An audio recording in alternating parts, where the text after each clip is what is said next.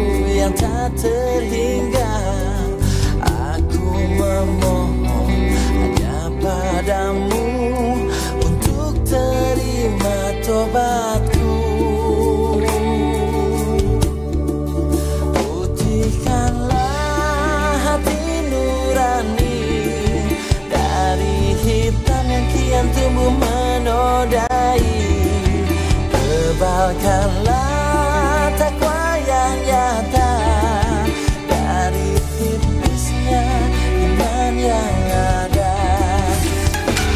Kanal informasi dan inspirasi Pro1.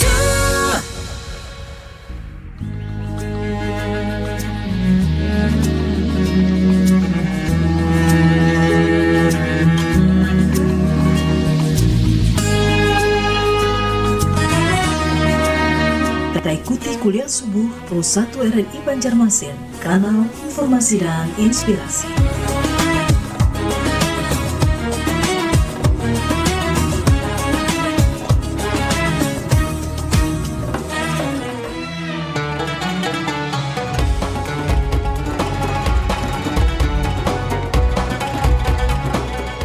Assalamualaikum warahmatullahi wabarakatuh. Alhamdulillahirabbil alamin. Kita panjatkan puji dan syukur kehadirat Allah Subhanahu wa taala. Salawat dan salam selalu kita persembahkan kepada junjungan kita Nabi besar Muhammad sallallahu alaihi wasallam beserta keluarga, sahabat dan pengikut beliau hingga akhir zaman. Pendengar dan juga pemirsa RRI Pro1 Banjarmasin yang dirahmati Allah Subhanahu wa taala. Alhamdulillah kita bisa bersama hari ini di kuliah subuh kerjasama dengan Universitas Islam Negeri UIN Antasari Banjarmasin untuk edisi Senin 27 Muharram 1445 Hijriah 14 Agustus 2023. Dan pagi hari ini kita akan mendapatkan ilmu dan juga pencerahan dari Ustadz Basori MAG. Assalamualaikum Ustadz. Waalaikumsalam warahmatullahi wabarakatuh, Mbak Ica. Iya, bagaimana kabarnya Ustadz? Alhamdulillah sehat-sehat. Mudah-mudahan juga pendengar dan pemirsa kita dalam kondisi yang baik, sehat ya Ustadz. Amin, ya. amin, amin. Alhamdulillah. Dan sebentar lagi kita akan merayakan, memperingati hari kemerdekaan kita yang ke-78. Kurang lebih beberapa hari lagi ya Ustadz, kita sudah di 3 hari lagi mungkin ya kita berada di hari H. Dan apakah kita juga sudah merdeka secara pribadi begitu ya Ustadz Basori? Nah ini yang diangkat oleh Ustadz Basori MAG pagi hari ini, pendengar mengenai pribadi yang merdeka. Silakan Ustadz. Bismillahirrahmanirrahim. Assalamualaikum warahmatullahi wabarakatuh. Waalaikumsalam warahmatullahi wabarakatuh. A'udzu billahi minasyaitonir rajim. Bismillahirrahmanirrahim. Alhamdulillahirabbil alamin. Assalatu wassalamu ala asrafil anbiya'i wal mursalin sayyidina wa maulana Muhammadin wa ala alihi wa sahbihi ajma'in, amma ba'du. Pertama mari kita memanjatkan rasa syukur kehadirat Allah Subhanahu wa taala atas limpahan rahmat, taufik, hidayah, maunah kepada kita, sehingga kita bisa melakukan aktivitas rutin keseharian yang setelah kita bangun kemudian diawali dengan melakukan ibadah sholat subuh. Sholawat salam mudah-mudahan tetap Allah limpahkan kepada baginda Rasul Muhammad sallallahu alaihi wasallam yang senantiasa kita harapkan syafaatnya. Mudah-mudahan kita semua termasuk hamba-hamba Allah yang taat kepada Allah, yang taat kepada baginda Rasul Muhammad sallallahu alaihi wasallam. Pada kesempatan ini kita akan membicarakan tentang pribadi yang merdeka gitu. Pertanyaannya memang seperti yang Mbak Ica kemukakan tadi, apakah kita ini sudah menjadi pribadi-pribadi yang merdeka, yang memiliki kebebasan, dan ini terkait dengan momen penting ya, di dalam sejarah bangsa Indonesia, yaitu Hari Kemerdekaan Republik Indonesia gitu. Mudah-mudahan Indonesia ini selalu selalu jaya, selalu maju ya, dalam segala aspek kehidupan. Amin. Nah, kemudian mengapa penting tentang pembahasan tentang pribadi yang merdeka ini? Karena bangsa yang merdeka itu, gitu, termasuk bangsa Indonesia ini, itu dimulai berawal itu dari pribadi-pribadi yang merdeka. Gitu. Artinya bahwa dalam konteks nasional itu kita sebagai bangsa dan negara yang merdeka itu salah satu faktor penentu untuk kelanjutan dari kemerdekaan bangsa dan negara Indonesia ini, itu adalah bagaimana membentuk pribadi-pribadi yang merdeka, dan ditentukan oleh pribadi-pribadi yang merdeka yang memiliki sikap mental yang bebas gitu, memiliki kebebasan. Karena itulah perjuangan awal itu, karena memang dari cita-cita luhur, yaitu untuk melepaskan diri dari jeratan-jeratan itulah, jeratan-jeratan di dalam kehidupan gitu. Termasuk di dalam konteks kehidupan berbangsa dan bernegara pada awalnya sebenarnya adalah kemerdekaan itu didapatkan setelah kita lepas dari penjajahan namanya. Dari eksploitasi, dari penindasan, dari penguasaan pihak lain, yaitu di dalam hal ini adalah penjajah. Terbebasnya dari penjajahan itu menjadi bagian penting karena kemudian orang bisa memiliki hak yang sepenuhnya untuk menentukan tentang perjalanan kehidupan dirinya, termasuk di dalam konteks kehidupan berbangsa dan bernegara. Setelah merdeka, maka Indonesia kemudian memiliki kewenangan, memiliki otoritas, memiliki hak yang sama dengan bangsa-bangsa lain untuk mengurus, untuk mengatur dirinya sendiri. Dalam kaitannya dengan tema tentang pribadi yang merdeka itu adalah bisa dilihat dari berbagai perspektif. Dan ini karena menjadi awal, pertama kali yang harus kita lakukan adalah bagaimana kita membentuk pribadi-pribadi yang merdeka, karena ini menjadi fondasi dari kehidupan berbangsa dan bernegara. Kalau negaranya misalnya sudah merdeka tapi pribadi-pribadinya belum merdeka, ini kan menjadi persoalan, dan mustahil kalau misalnya suatu bangsa itu bisa merdeka kalau pribadi-pribadinya itu tidak memiliki sikap mental merdeka terlebih dahulu. Dan melahirkan pribadi-pribadi yang merdeka ini merupakan satu proses panjang yang harus terus-menerus gitu, kita lakukan. Kalau kita tinjau pertama kali dari perspektif sosial misalnya, apa sih yang dimaksud dengan pribadi yang merdeka itu? Pribadi yang merdeka di dalam perspektif atau di dalam konteks sosial itu adalah pribadi yang kemudian dia terlepas, bebas dari persoalan-persoalan di dalam kehidupan sosial. Orang dikatakan belum merdeka kalau dia masih memiliki konflik sosial, dia masih memiliki masalah-masalah sosial, ada persoalan-persoalan di dalam komunikasi dan interaksi antar sesama manusia, antar sesama di dalam kehidupan sosial itu. Nah, karena itu orang yang pribadi ya, pribadi yang merdeka itu pertama kali kalau dilihat dari kacamata ilmu sosiologi, itu adalah orang yang terlepas dari persoalan-persoalan di dalam kehidupan sosial itu. Selama orang itu belum bisa melepaskan diri dari persoalan-persoalan sosial itu, maka dia dikatakan belum merdeka gitu. Karena itu kemudian kemerdekaan atau kebebasan itu menjadi sangat penting di dalam konteks kehidupan ini. Karena orang yang kehilangan kemerdekaan atau kebebasan itu kemudian bisa menyebabkan orang kehilangan jati dirinya. Orang kemudian akan kehilangan identitas dirinya. Karena itu identitas diri, identitas itu sangat tergantung kepada sejauh mana seseorang itu memiliki kemerdekaan, orang itu memiliki kebebasan itu, termasuk di dalam konteks kebangsaan. Kita ini itu bisa disebut merdeka, itu berarti kita telah merebut kembali kebebasan itu. Karena dengan kebebasan itu negara kita itu kemudian bisa memiliki identitas diri, memiliki kepribadian sebagai bangsa Indonesia.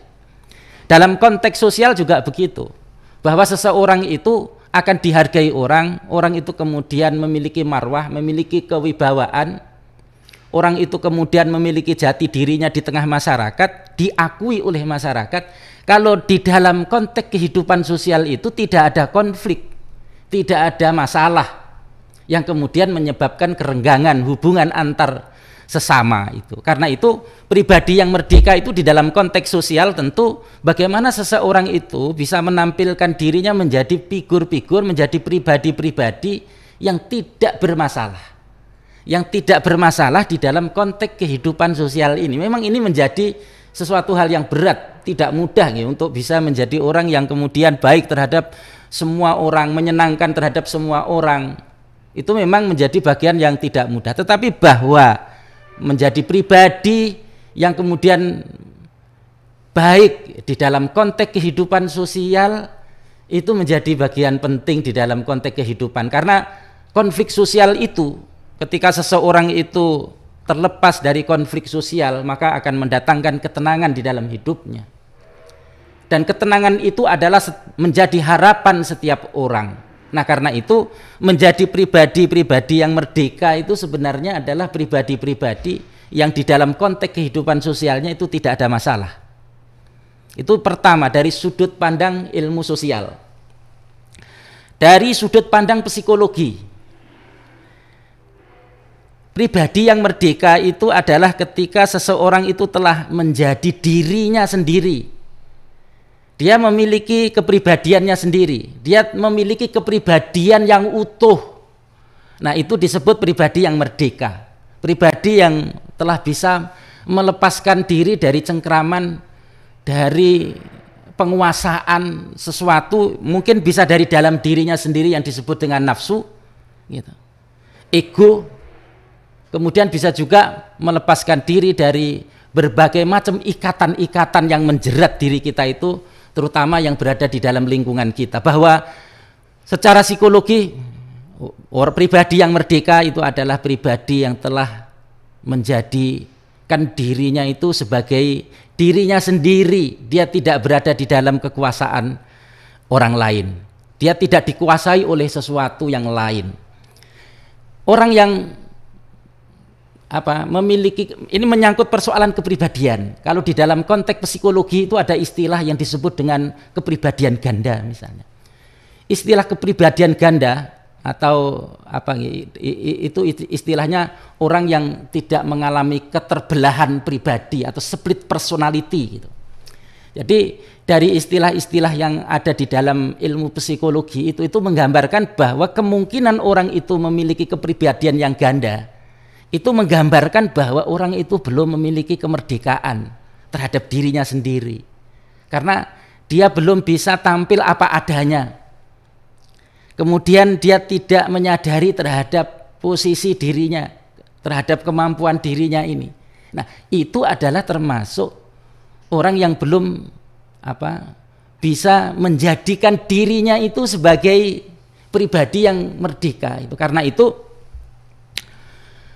pribadi yang merdeka ada dalam kacamata psikologi itu adalah orang yang telah mandiri secara mentalitas, orang yang percaya diri, confident, orang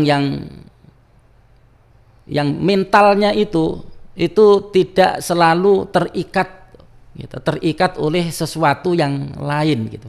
Karena bisa saja aspek psikologi ini kan orang biasa memiliki rasa minder, ada ketakutan, ada kekhawatiran gitu, terhadap sesuatu yang lain, dan ini menggambarkan bahwa seseorang itu belum memiliki kebebasan secara psikologi gitu. Karena itu kemudian bebas secara psikologi itu ketika seseorang itu kemudian tidak ada lagi rasa takut di dalam dirinya ini. Dia percaya diri, inilah saya apa adanya. Orang ada kecenderungan untuk khawatir terhadap kekurangan-kekurangan yang ada pada dirinya.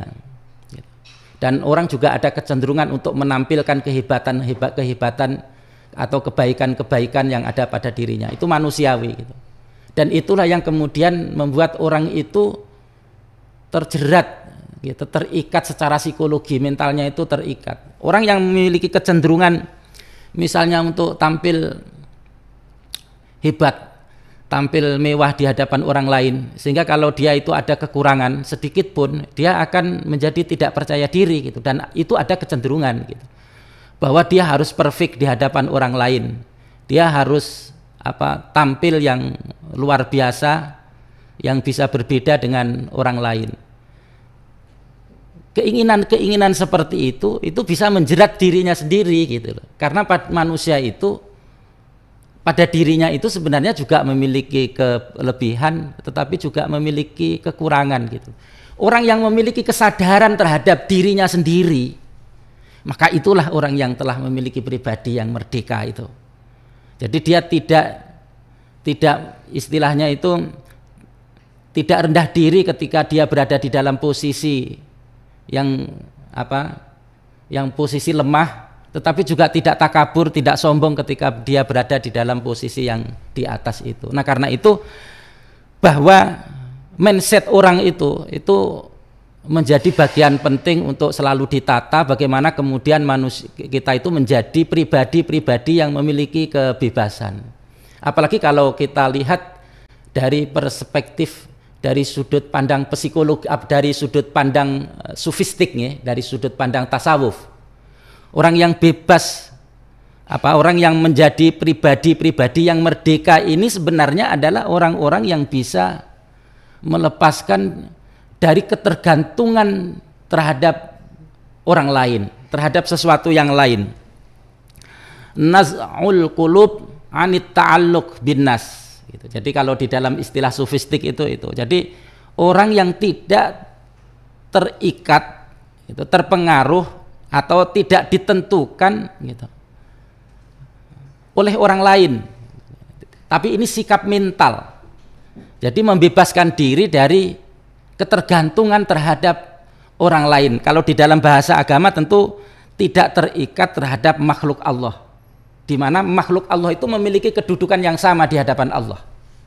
Sehingga kalau di dalam istilah di pesantren, anak-anak pesantren ini terkenal, loh sama Allah aja kada supan, kada takut, ngapain takut sama Allah gitu. Terhadap orang aja, terhadap Allah aja gitu, gini terbalik gitu ya. Terhadap Allah aja tidak ada rasa supan, tidak malu, di hadapan Allah aja tidak malu, ngapain malu di hadapan manusia gitu. Jadi dia tetap memposisikan Allah itu di atas segala-galanya. Kenapa kita itu takut terhadap sesama manusia, terhadap Allah aja tidak takut gitu. Jadi karena apa? Karena Allah itulah yang paling ditakuti. Perasaan itu sebenarnya adalah ikhtiar kita untuk membuat bagaimana kemudian kita itu tidak tergantung terhadap sesuatu yang selain Allah gitu loh. Sehingga segala sesuatu itu kita lakukan karena Allah Subhanahu wa taala. Karena itu pribadi yang merdeka itu di dalam perspektif tasawuf itu banyak menggunakan istilah at-takhallus.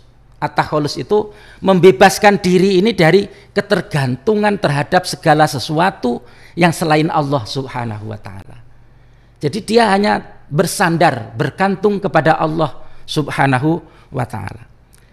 Kaum sufi itu mendefinisikan tentang siapakah sufi itu di dalam Syarah Al-Hikam, kitab tasawuf yang terkenal, itu disebutkan bahwa as-sufiyu itu la yamliku syai'an wa la yamlikuhu syai'un. Sufi itu adalah orang yang gambaran tentang orang yang merdeka. Orang yang merdeka dalam pengertian la yamliku syai'an, dia tidak mengeksploitasi, dia tidak menguasai sesuatu, dan dia tidak dikuasai oleh sesuatu yang lain. Ini pengertian dari sufi. Jadi secara sufistik itu penjelasannya adalah bahwa bagaimana kita menjadi figur, menjadi pribadi-pribadi yang memiliki kebebasan, yang memiliki kemerdekaan di hadapan Allah Subhanahu wa Ta'ala, sehingga dia tidak mengeksploitasi dan juga tidak dieksploitasi gitu. Karena memang ada kecenderungan ini secara manusiawi, bahwa ketika orang itu kepingin bebas dari dari penindasan, kemudian secara tidak sadar dia menjadi penindas bagi yang lainnya gitu. Karena itu semangat di dalam konteks kebangsaan kita itu, kita berusaha berjuang untuk menjadi negara yang merdeka, tetapi juga membantu di dalam mewujudkan kemerdekaan bagi negara-negara lain. Karena dalam konteks teori-teori politiknya, itu ketika orang itu berusaha untuk membebaskan dirinya, tetapi secara tidak sadar kemudian menjadi penjajah-penjajah baru, kan begitu. Ya, seperti dalam konteks keindonesiaan gitu. Itu kemudian jika mental atau pribadi-pribadi yang merdeka ini tidak diwujudkan, maka akan muncul statement-statement bahwa justru dari bangsa Indonesia itu sendiri itu akan menjadi pribadi-pribadi yang lebih kejam lagi daripada penjajah. Itu ketika bangsa Indonesia itu, warganya ini, itu belum memiliki pribadi-pribadi yang merdeka, yang semangatnya itu adalah bagaimana kita menjadi figur yang bisa membebaskan dirinya dan membantu mengadvokasi terhadap orang lain ini untuk membebaskan diri dari berbagai macam belenggu, termasuk di dalam konteks sosial, dalam konteks ilmu ekonomi misalnya. Memang problem kita itu adalah satu, kebodohan, yang kedua adalah kemiskinan dan penjajahan itu gitu, ketidakmerdekaan gitu. Kita itu kehilangan kebebasan itu di dalam konteks mewujudkan bagaimana kita itu bebas dari kebodohan dan kemiskinan itu. Itu menjadi bagian penting gitu. Bagaimana kita memaknai pribadi-pribadi yang merdeka itu. Kalau kita dalam konteks ini, kalau kita melihat dari problemnya itu tentang kebodohan, maka pribadi yang merdeka ini sebenarnya adalah pribadi yang terlepas dari kebodohan ini. Kemudian kita memiliki ilmu pengetahuan. Dengan ilmu pengetahuannya itu, dengan ilmunya itu, kemudian bisa mengangkat martabat harkat dirinya. Termasuk di dalam konteks ekonomi, yaitu kita terlepas dari kemiskinan ini. Kalau problemnya itu merdeka itu adalah ketika dia telah terlepas dari persoalan ekonomi, bahwa ekonomi itu tidak lagi menjadi masalah gitu di dalam kehidupannya gitu.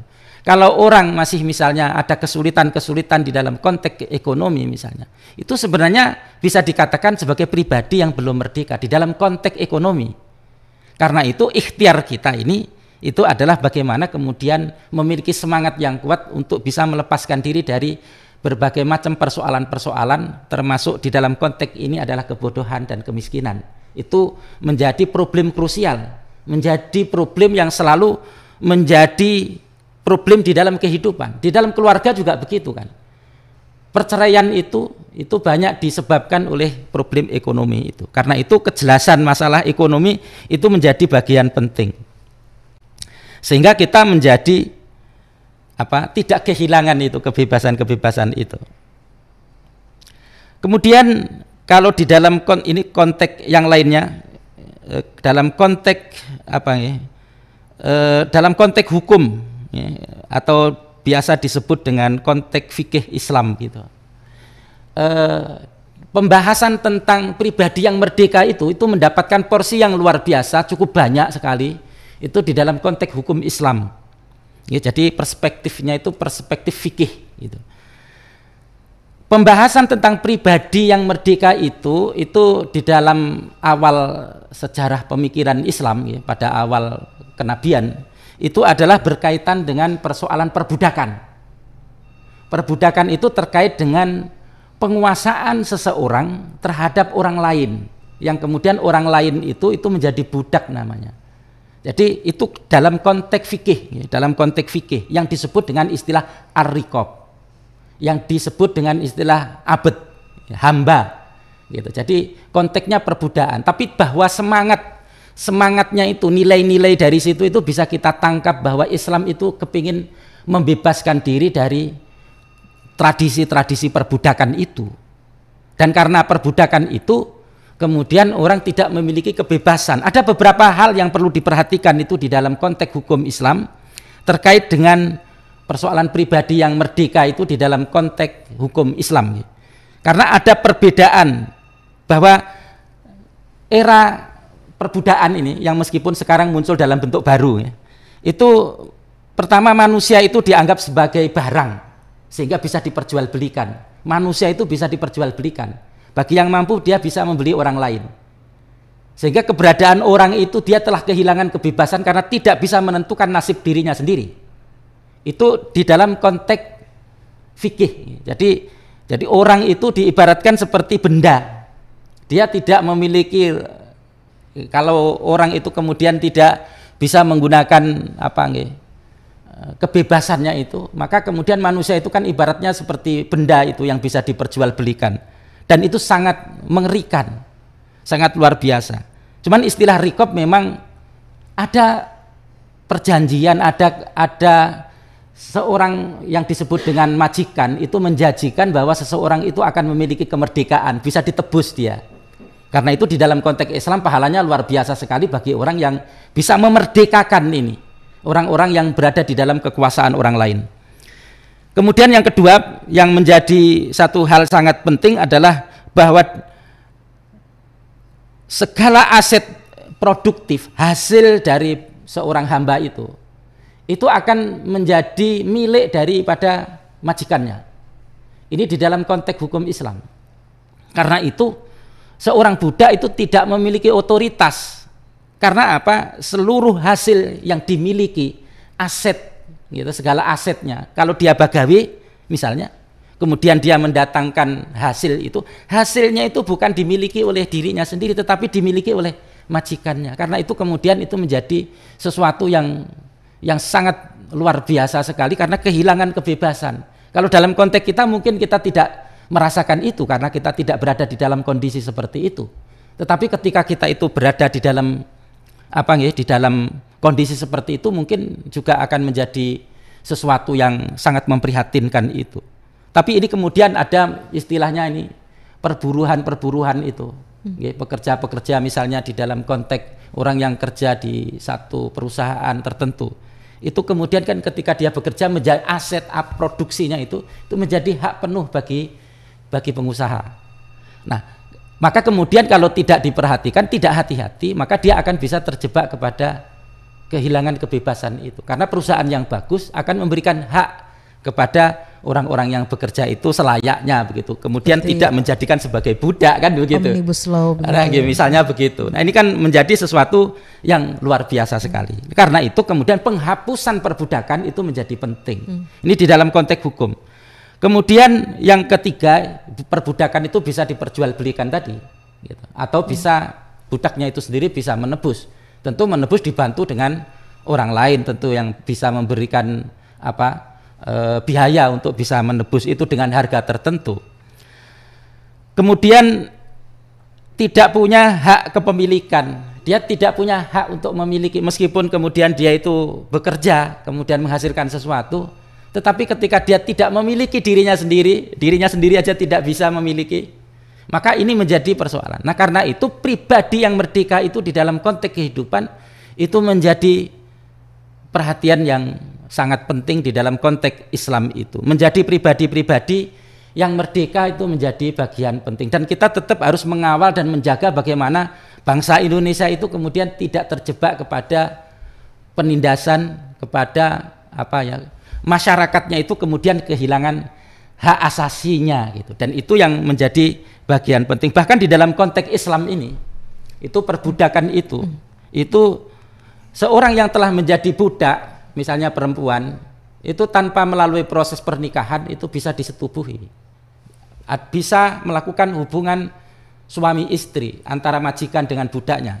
Proses pembelian budak itulah yang kemudian itu menjadi ikrar bahwa dia telah menjadi hak sepenuhnya bagi majikannya itu. Jadi dalam konteks ini gitu, dalam konteks ini kan tradisi yang telah berlangsung sebelum pada masa jahiliyah, perbudakan itu, yang kemudian orang secara tidak sadar itu masih tetap melakukan hal-hal yang sifatnya itu menindas terhadap orang lain sehingga orang lain itu kehilangan haknya. Padahal di hadapan Allah Subhanahu wa taala itu memiliki kebebasan, memiliki hak yang sama di hadapan Allah Subhanahu wa taala.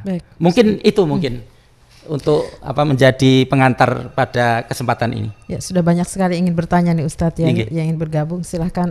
Jadi kalau di Kerawala Bintang, silahkan. Assalamualaikum. Assalamualaikum. Waalaikumsalam warahmatullahi wabarakatuh. Mbak Linda. Ini Ica di sini dengan Ibu siapa? Oh, Mbak Ica, Mbak Fitri. Silakan Bu Fitri. Assalamualaikum Pak Ustadz. Waalaikumsalam warahmatullahi wabarakatuh, Bu Fitri. Langganan Pak Ustadz. Begini Pak Ustadz, bagaimana caranya kita ini menyikapi atau mempelajari pribadi yang ngarannya itu pribadi apa tadi? Merdeka. Pribadi merdeka dan apa yang harus diamalkan biar kita ini merdeka dalam pribadi.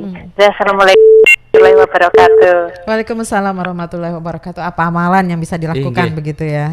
Nanti dikasih sama Ustadz Basori. Ya silakan. Assalamualaikum. Assalamualaikum. Waalaikumsalam warahmatullahi wabarakatuh. Pak Muaz, silakan Pak. Terima kasih. Assalamualaikum Ustaz. Waalaikumsalam Pak Muaz. Mohon izin, bagaimana mengatasi sikap taklid selain taklid kepada Allah dan Rasulnya. Nah itu aja Ustaz, mohon pencerahan. Terima kasih. Assalamualaikum warahmatullahi wabarakatuh. Waalaikumsalam warahmatullahi wabarakatuh. Ada Pak Cakrawala Bintang, Ibu Fitri di Danau Salak dan juga Pak Muaz di Banjarmasin. Sebelum kita jawab semua Ustadz, kita jeda sesaat. Kuliah Subuh Pro 1 FM.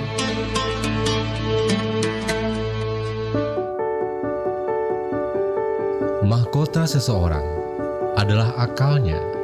Derajat seseorang adalah agamanya, sedangkan kehormatan seseorang adalah budi pekertinya. Umar bin Khattab. Kuliah Subuh Pro 1 FM. Terima kasih pendengar dan juga pemirsa Pro 1 RRI Banjarmasin yang dirahmati Allah Subhanahu wa taala. Kita masih di kuliah subuh bersama Ustadz Basori MAG. Silakan Ustadz. Yang pertama dari Pak Cakrawala Bintang. Itu bagus sekali statementnya, yaitu terkait dengan konteks kehidupan sekarang, yaitu tentang perburuhan gitu, yang terkait dengan buruh. Memang masalah pribadi yang merdeka ini kan ada semangat gitu, bagaimana kemudian buruh itu tidak masuk di dalam kategori perbudakan gitu. Jadi semangatnya kan ke sana sebenarnya. Karena itu perlu kebijakan-kebijakan yang memihak kepada buruh ini gitu, yang bisa mengangkat harkat martabatnya, yang kemudian tidak kehilangan kemerdekaannya gitu loh. Dia sebagai pekerja tetapi buruh itu diperlakukan sebagai partner, sebagai teman kerja gitu, bersama-sama gitu antara pengusaha dengan pekerja gitu. Jadi semangatnya itu filosofinya itu di situ gitu. Insya Allah kalau itu semangatnya, maka kemudian akan terlepas dari problem komunikasi taruhlah begitu antara pekerja itu dengan pengusaha yang memiliki lapangan pekerjaan tentu. Jadi yang harus kita lakukan ini adalah bagaimana kita hati-hati gitu. Hati-hati jangan sampai kemudian memperlakukan buruh ini gitu nggih, pekerja-pekerja itu tidak seperti budak. karena ini sudah tidak zamannya lagi gitu. Tetapi bagaimana menjadikan sebagai partner kerja, karena seorang pengusaha itu akan memiliki penghasilan yang bagus kalau kemudian buruh-buruhnya ini, para pekerja ini, sebenarnya istilah buruh ini kurang enak Bang gitu. Pekerja ini kemudian mendapatkan hak-haknya yang kemudian juga layak untuk hidup sejahtera. Sebenarnya itu tujuannya kan ke sana. Seperti bangsa Indonesia ini kan merdeka, tapi kan yang menjadi tujuan dari kemerdekaan itu kan bagaimana mewujudkan kesejahteraan masyarakat dan mewujudkan keadilan di tengah-tengah masyarakat. Bebas itu di dalam konteks kemaslahatan, bebas itu di dalam konteks kebaikan gitu loh, bukan malah dalam konteks kemunduran. Jadi pribadi yang merdeka ini kan di dalam rangka kenapa sih kemerdekaan, kebebasan itu menjadi penting, sehingga setiap pribadi itu bisa mencapai pada titik kemajuan, bisa mencapai pada titik kesejahteraan di dalam kehidupan, bisa mendapatkan keadilan di dalam kehidupan, kan itu. Jadi bukan kok kemudian bebas itu tidak terikat oleh aturan, bukan. Tetapi bahwa aturan-aturan itu semua itu di dalam rangka untuk melindungi hak dan kewajiban setiap orang itu, sehingga tidak ada pihak yang menindas. Jadi konteksnya mungkin itu bagus dari Pak Cakrawala. Kemudian yang kedua dari Ibu Fitri itu bagaimana cara untuk amalan apa yang harus cara untuk mewujudkan menjadi pribadi-pribadi yang merdeka, pribadi-pribadi yang bebas itu. Kebebasan itu di dalam konteks sofistik itu adalah berangkat dari di dalam dirinya sendiri, di dalam sikap mental tadi saya sebutkan. Kalau di dalam bahasa agama tentu dari sikap hatinya dan pikirannya, gitu ya. Jadi karena ini menyangkut mindset. Bagaimana kemudian orang itu bisa menjadi terbebas itu kalau dia itu tidak ada tekanan, gitu ya. Tidak ada pressure di dalam hatinya itu. Ketika melakukan segala sesuatu dengan ikhlas. Ini kalau di dalam konteks tasawuf kan itu. Keikhlasan itu menjadi bagian penting secara psikologi, secara sofistik ini untuk menjadi figur-figur yang benar-benar memiliki kebebasan atau kemerdekaan. Bisa juga sebenarnya tidak ada itu yang menindas, tidak ada itu yang menjerat, tidak ada. Tetapi bahwa penindasan kemudian tekanan itu berasal dari dirinya sendiri gitu. Bahwa kita ini, setiap kita ini sebenarnya memiliki kebebasan gitu. Tetapi karena sikap mental kita yang belum terpola, belum terbentuk itu, sehingga dia hanya merasa tertindas, merasa tertekan gitu. Padahal sebenarnya tidak ada orang lain itu yang menekan, tidak ada yang menindas itu. Karena itu berusaha untuk menjadikan diri kita memiliki sikap mental bahwa kita itu tidak merasa tertekan, kan ini.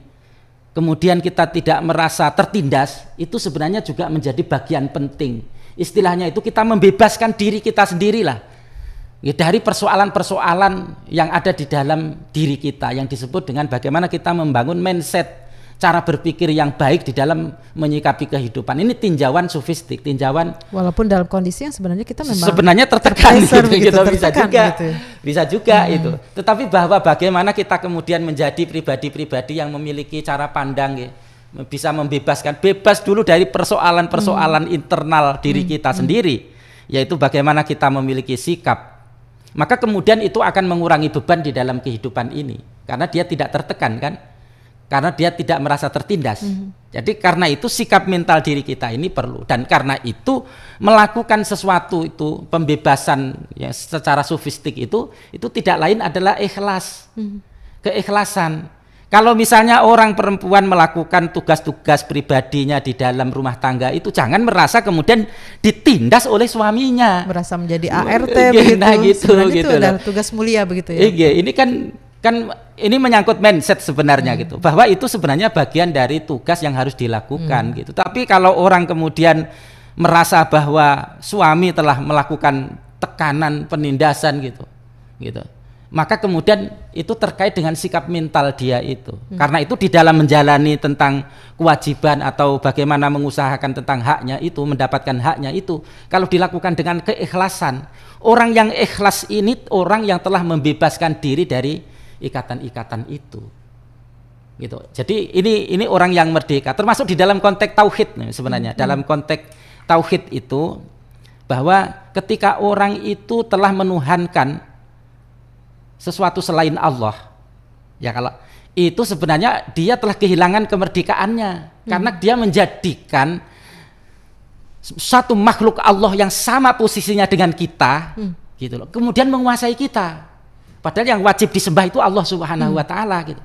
Tetapi ketika kita menyembah makhluk Allah padahal sama-sama posisinya sebagai makhluk, maka kemudian kita berada dalam kondisi yang tidak merdeka, gitu loh. Yang jadi kita tidak boleh menghambakan diri kepada sesama makhluk begitu ya? Tidak boleh menghambakan diri terhadap sesama makhluk. Karena itu di dalam Islam itu ketika kita melakukan sesuatu itu dilarang karena dengan alasan atau karena pamrih gitu, ingin disanjung oleh orang lain.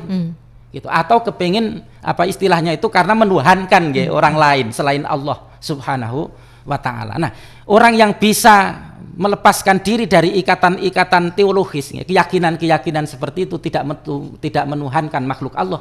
Orang yang demikian itu adalah orang yang telah bisa membebaskan diri dari dari ikatan-ikatan orang lain. Telah menjadi figur, menjadi pribadi yang telah merdeka.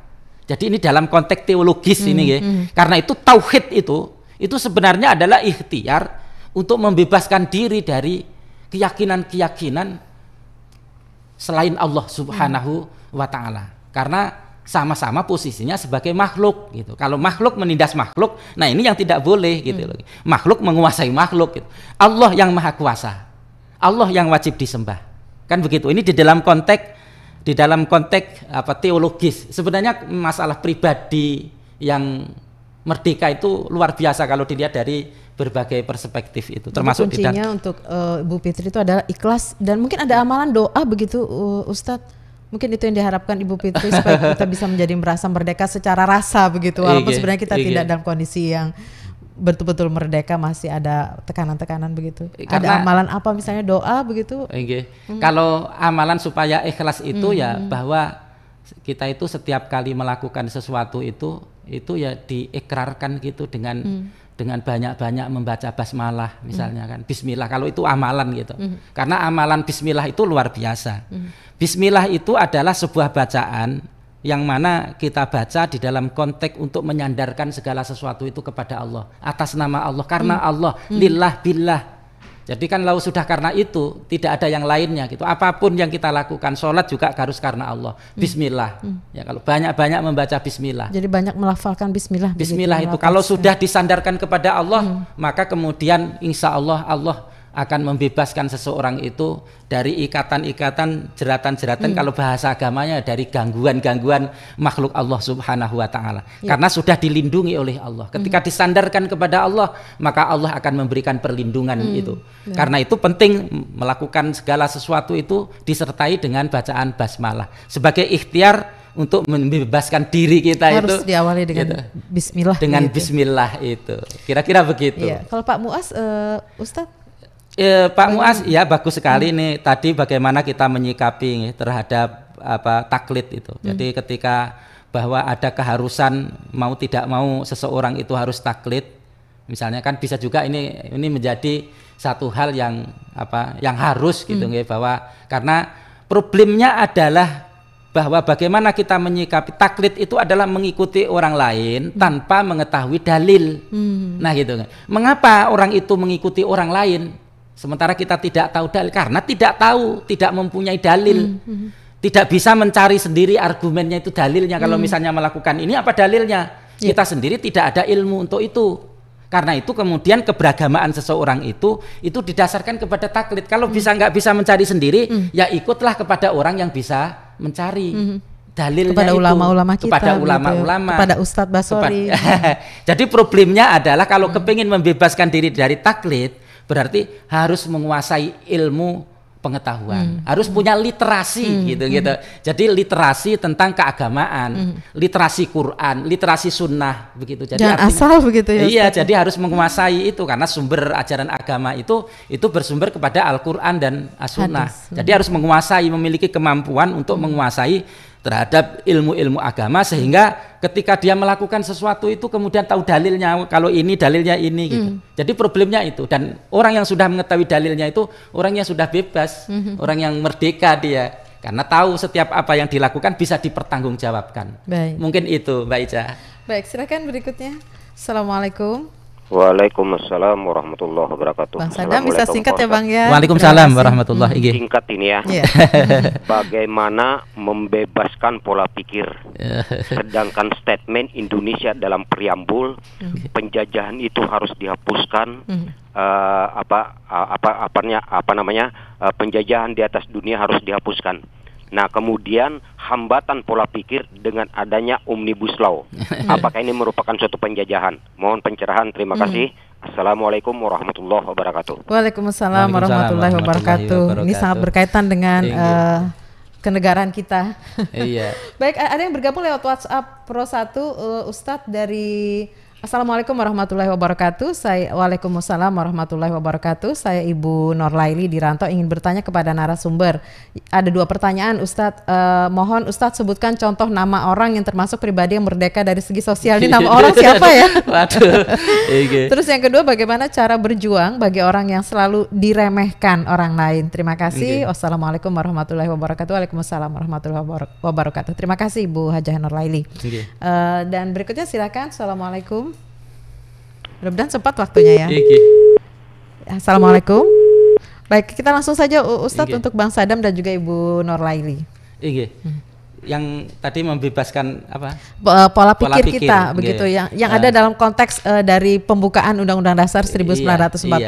Sebenarnya ketika kita itu tidak menggunakan pemikiran-pemikiran kita sendiri, itu artinya bahwa pertimbangan-pertimbangan di dalam mengambil keputusan itu mesti didasarkan kepada kepentingan kebangsaan, kepentingan nasional. Nah itu.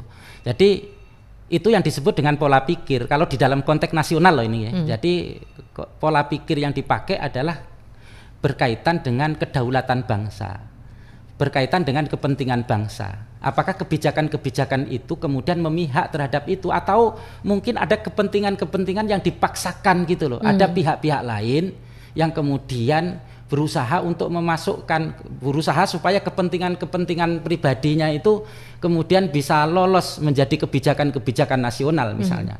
Ini sebenarnya termasuk di dalam konteks common sense sebenarnya, bahwa setiap orang tentu tidak menginginkan kedaulatannya itu kemudian direnggut oleh orang lain. Kebebasan kita sebagai bangsa Indonesia itu kemudian dikuasai oleh orang lain itu sebenarnya banyak sekali persoalan-persoalan yang sebenarnya debatable.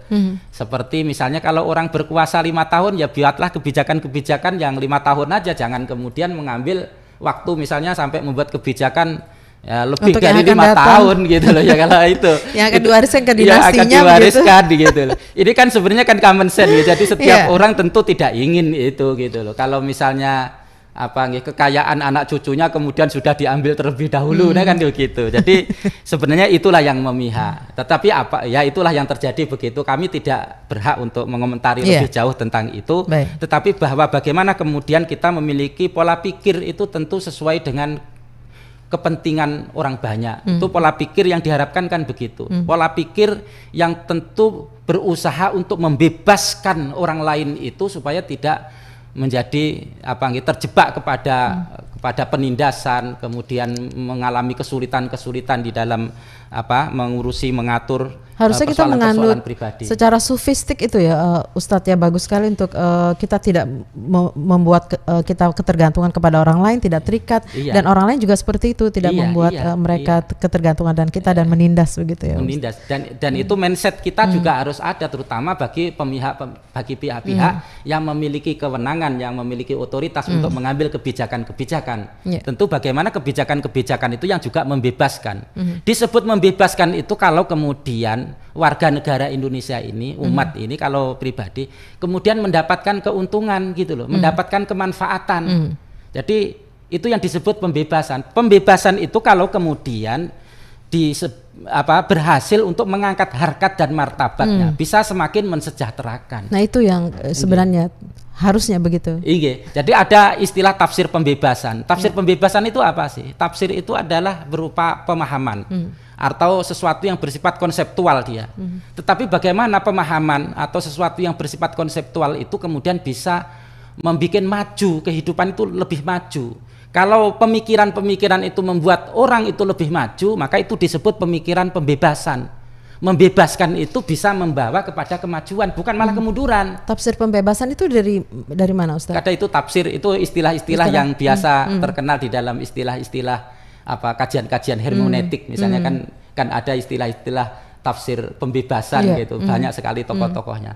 Tetapi bahwa maksud kebebasan itu adalah yang jelas adalah mengangkat kehidupan yang lebih maju, bukan malah mengalami kemunduran. Bebas dari kesulitan begitu ya, Ustaz. Termasuk itu gitu. Ya kesulitan ekonomi, kemudian ilmu pengetahuan, kesulitan dalam hal sosial dan seterusnya. Jadi dari problem-problem itu. Jadi baik, itu. Untuk Ibu Norlaili, Ustaz, nama orang yang bebas. Kira-kira siapa nih, Ustaz ya? Orang kalau dalam kajiannya sufisti tentu tokoh-tokoh sufi itu.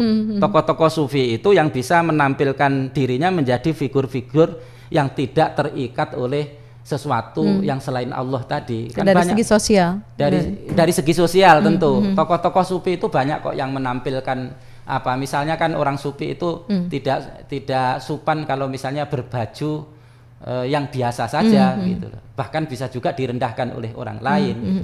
Jadi tampil kesederhana ini. Tokoh sufinya banyak sekali. Memang di antara tokoh sufi itu ada yang kaya gitu. Seperti As-Sadzili misalnya. Imam As-Sadzili itu sufi tapi dia termasuk, beliau itu orang yang kaya raya dia. Jadi tampilannya memang kaya dia, tampil bukan yang, tetapi juga banyak orang yang kadang-kadang orang sufi yang kayak tampil seperti orang gila misalnya. Dan dia tidak merasa malu di hadapan sesama orang. Dia malu kepada Allah Subhanahu wa taala. Bagi orang yang punya konflik atau punya masalah psikologis atau pribadi itu mungkin statement bahwa terhadap Allah saja tidak malu, kenapa harus malu sama sesama makhluk?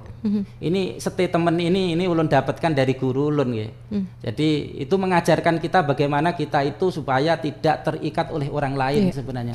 Sehingga kita menjadi pribadi-pribadi yang benar-benar fresh, benar-benar punya jati diri yang kuat tapi sehat begitu ya. Jadi menguasai terhadap dirinya, punya identitas diri gitu. Kadang-kadang orang kan ada rasa malu itu untuk menampilkan identitas dirinya.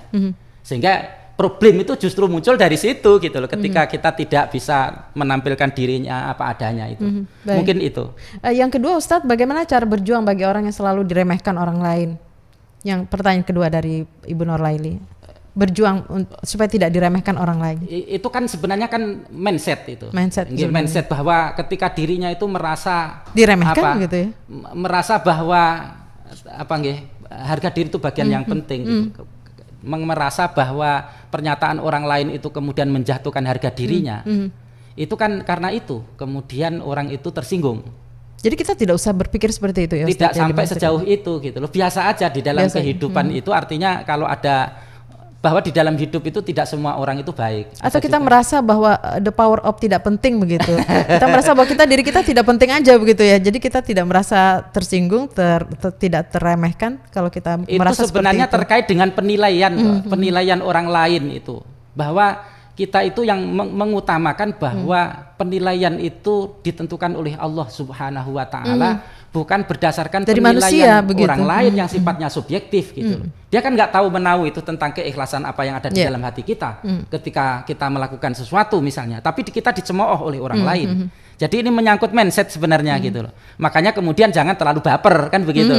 Sedikit-sedikit kemudian tersinggung kan begitu. Sedikit-sedikit kemudian emosi karena pernyataan-pernyataan orang lain.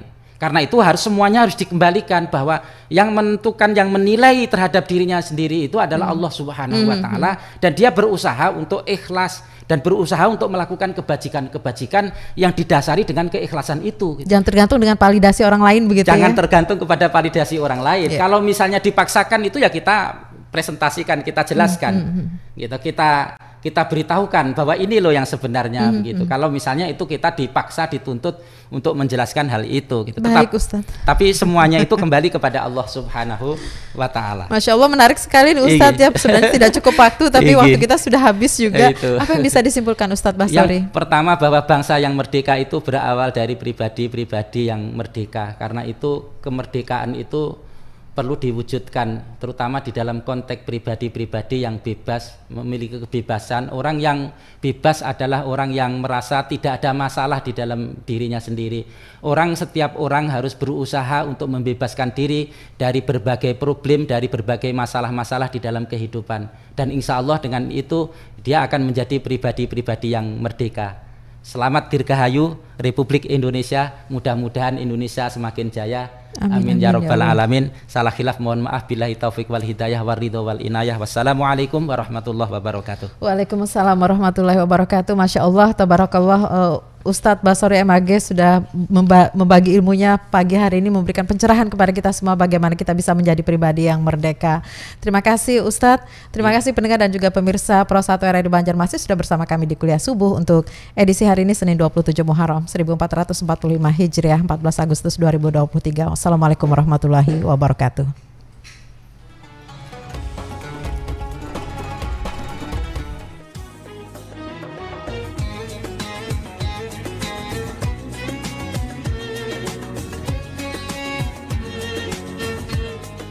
Telah kita ikuti bersama Kuliah Subuh Pro 1 RRI Banjarmasin, kanal informasi dan inspirasi.